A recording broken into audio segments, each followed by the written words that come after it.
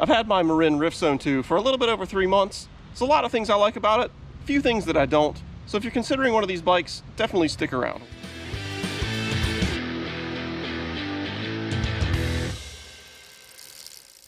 So before I actually get into anything on this bike, first thing I gotta cover, 1,000 subscribers. That's absolutely awesome. I've been at this YouTube thing for, I don't know, a year and a few months, maybe a year and a half now, probably. You know, sometimes I've been really inspired and made a bunch of videos, and sometimes I've taken like a month off between them. But to get to 1,000 subscribers, that's awesome.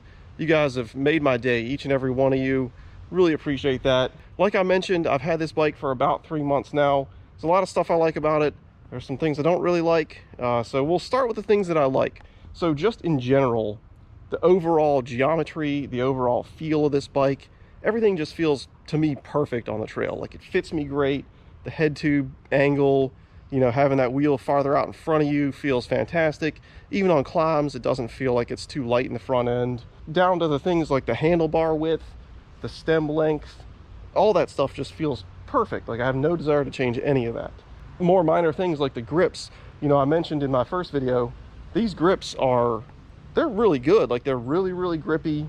They're lightweight. I even have a set of really nice ODI lock-on grips, but I've had no desire to change them out. I actually even took these off to compare the weights of the ODIs and these with their single clamp lock-ons, and not surprisingly, they were lighter. It's one of the few things on this bike that is light. So the other thing that I like are the brakes. They're just Shimano's basic hydraulic disc brakes. It has 180mm rotors, front and back. You'll hear some bad things about these online, but I really have no issues with them at all. Keep in mind though that in this area, we don't have a ton of like really long extended downhill sections that would really put these things to the test. But I've had no issues with them other than a little bit of squeakiness when they get kind of dirty and dusty, and just clean them with some brake cleaner or some alcohol and they're fine. The other thing that I really like is this shock in the rear, that RockShox Deluxe Select with the Debonair air sleeve.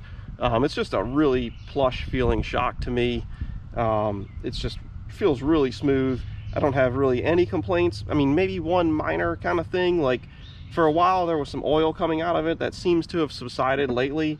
Got about 200 miles on this, but as you would ride, I'd see like oil pooling up around here, but it doesn't seem to be doing that quite as much anymore. And that seems like it could be like a break-in period kind of thing anyway. So good rear shock.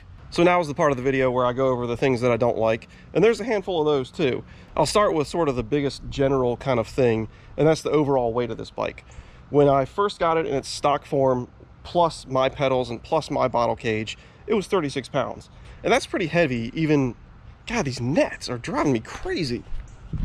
And that's pretty heavy even for a full suspension bike. And a lot of that comes down to the components. One of my viewers actually sort of tore one of these apart and started replacing parts. And he's weighed almost all the components that he took off. And I'm gonna list a bunch of those out here right now just on the screen. So you'll see that there's a lot of parts that are surprisingly heavy.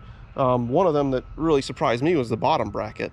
But a lot of the components, you know, they're kind of lower level, and generally that means heavier. The weight's not detrimental though. It's still a fun riding bike, especially once you get rid of those original tires. Now, the other thing that I'm gonna put as a negative, but it's really not terrible either, but it's the RockShox Recon fork.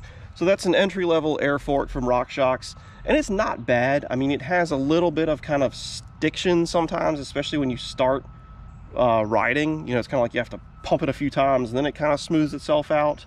Like I said, it's not terrible, but when you pair it with this RockShox Deluxe Select Debonair, all that good stuff in the back, you notice the difference. Like, this feels more plush in the back, and this feels a little more bumpier and jarring in the front. I've got less air pressure in the fork than the recommendation, pretty much around what it recommends back here. I'm at 160 right now in the back, 75 in the front for anybody that's interested. I'm about 180 pounds. So it's actually a little bit less. I think it's probably about 165 is what I should be running back here, and probably like 85 or something up front. But if I put that much air in it, I never use anywhere near all the travel. So I've lowered the air pressure to a point where it doesn't dive too much, but it's enough that I can use a lot, most of the travel, and still feel decent. And also, sticking on the suspension components on this bike, one thing that this rear shock doesn't have is a lockout. And like I mentioned earlier, we don't have a lot of super extended downhills. That means we also don't have a lot of super extended climbs. There's no like climb up a fire road for an hour and then have some fun downhill. It doesn't exist in Richmond. So if it did, I would really want something with a lockout on here. Even for some of the shorter climbs, it just would have been nice that they would have added that. And the last thing that I'll mention, and it's not really a negative, but just something I had to kind of deal with and figure out, I had a creaky clicking kind of noise coming from the bars. And at first I thought it was like cables whacking together, so I played around with the cables. It wasn't that. What it really was somehow, I guess, some dirt or some gunk worked its way between the stem and the bars. And as you were, you know, pulling and torquing on the bars, it was kind of creaking and clicking and making a lot of noise and driving me nuts. Like something like that can ruin a ride for me, like hearing some little noise that shouldn't be there. I'll focus on only that and stop focusing on having fun. But anyway, I just took these, you know, the stem faceplate off, cleaned the bars, put it back together. It's fine. So it's not really a negative, but I'm only mentioning it because it may help somebody else out who's chasing down an annoying noise. So what you guys can't see is I've got my list here. If I don't write this stuff down, I'll forget half of what I want to say. So I'm going to keep going through the list. Next up, is the Rift Zone 1 actually the better deal? Gnat in my eye. So when I settled on the Rift Zone as the bike to get, I went back and forth between the Rift Zone 1 and the Rift Zone 2 a lot, trying to decide what was the better value, which one I should buy.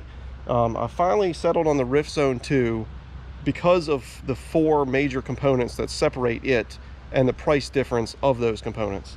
And those 4 things are the stock tires that come with it, the shock, the fact that this has a dropper seat post, and then the drivetrain. After having this thing for a while, I'm starting to wonder, is actually the Rift Zone 1 the better value? Because some of these things that I just mentioned are not actually positives with the Rift Zone 2. I'll start with the stock tires that came on the Rift Zone 2, which you can see are no longer on this bike because they're terrible. They are the Vee Tire Flow Snaps, and I want to officially change the name to the Vee Tire Flow Snaps on those.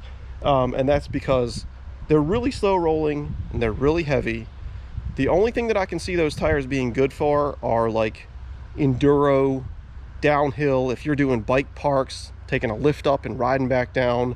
If you're shuttling up and only ever riding downhill, which most people don't do, those tires are good for that.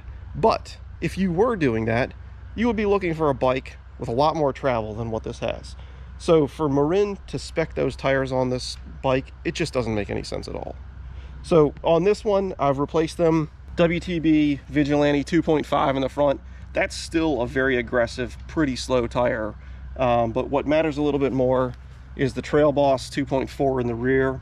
And if you've caught one of my previous videos, you'll actually see that Marin sent these tires to me. So really cool of them to do that. They sent these to me because they replaced the entire rear wheel because of hub failure. I guess I probably should have mentioned that in the negatives, but that's probably a 1 in 1,000 occurrence, hopefully, and it's been fine since.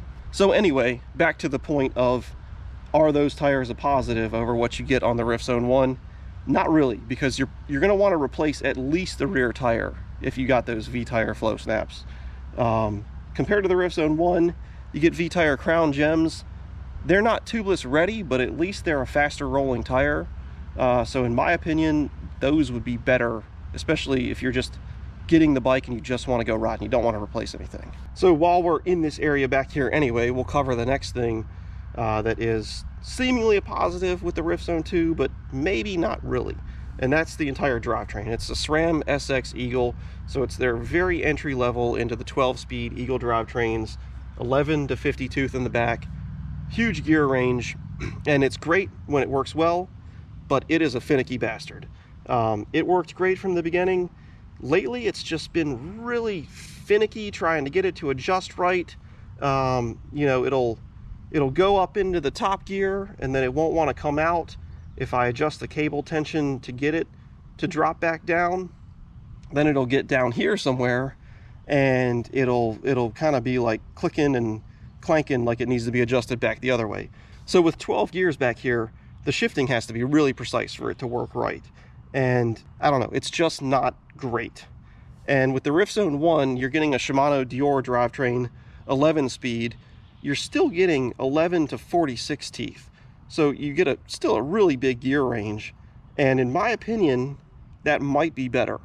I would also venture to guess, and I don't know the exact numbers, but I would also venture to guess that Shimano Dior drivetrain is a little bit lighter because, like I mentioned, budget parts, lower end parts are heavy. This drivetrain is heavy. So with that said, and without actually having ridden the Rift Zone 1, I do just wonder, you know, is that drivetrain a better option? And now onto the seat post. This one is an obvious no-brainer. With the Rift Zone 2, you get a dropper seat post. With the Rift Zone 1, you don't. So obviously that's better. The other thing that is a clear, you know, benefit to this Rift Zone 2 is the rear shock. We've already talked about it. It's great rear shock. The X-Fusion O2 air shock that comes on the Rift Zone 1, it's definitely a budget shock. It's what you see on a lot of entry-level full suspension bikes. It's not terrible, but this is a lot better. So what that really brings up the question of then, in terms of value for your money and which one is better, you can obviously just put a dropper seat post on that Rift Zone 1 for like 125 bucks, get like a Brand X dropper, you're good to go there. So the $350 price point difference, once you get a dropper post for that Rift Zone 1, now you're looking at a $225 price difference. And obviously you can't go buy this rear shock, this exact one, for $225. But what you could do is just ride that Rift Zone 1 with the dropper, everything else stock, ride it for a while, save up a little bit of money, think about what you want to do for the rear shock, and ultimately you could get something even better, maybe something that has a lockout, and in the end have, just in general, a better bike. You'll have spent a little bit more money, yes, but it will be spread out over time. You know, in this kind of situation, I'm at this point where it's like, okay, this is a great shock, it doesn't have a lockout, but it's great. Like, why should I replace it just to have a lockout? But when you got that cheaper one, all right, then you can get a better shock and you can get a lockout, and in the end, you've got something better. So with all that said, I still obviously really like this bike. I don't regret buying the Rift Zone 2. The Rift Zone 1 would have been fine. This is great too. So I really do hope that you guys got something useful out of this video.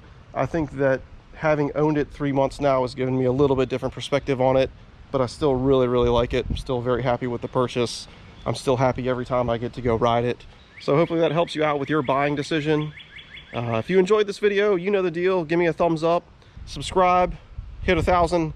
Let's keep it going. More subscribers, more videos. Life is good. Thanks for watching, guys.